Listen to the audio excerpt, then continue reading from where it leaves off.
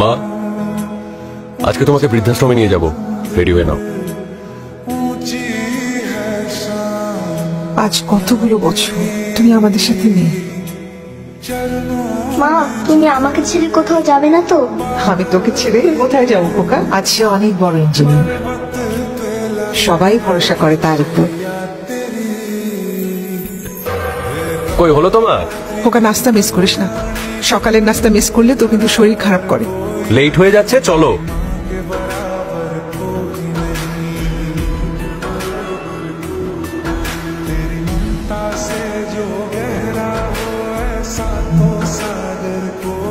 বাবার স্বপ্ন ছিল অসহায় মানুষের মজবুত ছাদ বানানো।